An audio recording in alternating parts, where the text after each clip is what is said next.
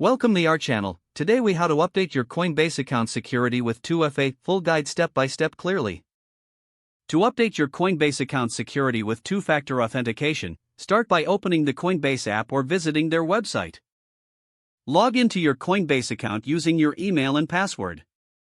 Once logged in, navigate to the Settings menu.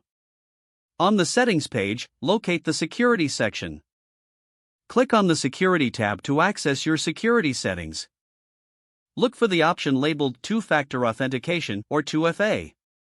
Click on the Enable or Set Up button next to the 2FA option. You will be prompted to choose your preferred method for 2FA. Select either the Authenticator app or SMS for receiving your verification codes. If you opt for an Authenticator app, download and install a trusted app like Google Authenticator or Authy. Open the Authenticator app and click on the option to add an account. You will see a QR code on the Coinbase screen.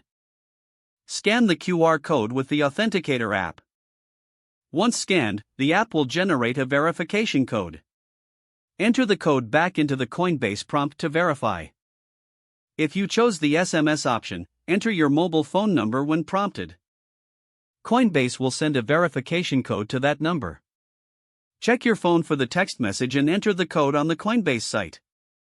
Confirm the 2FA setup by clicking the appropriate button to finalize the process.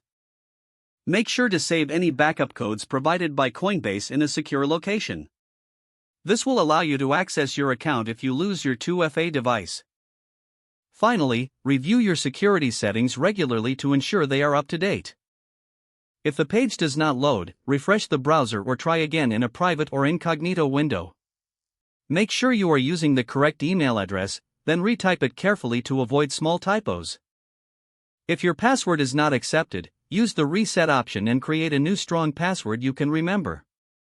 Check your spam folder for verification or security emails, then complete any requested confirmation steps.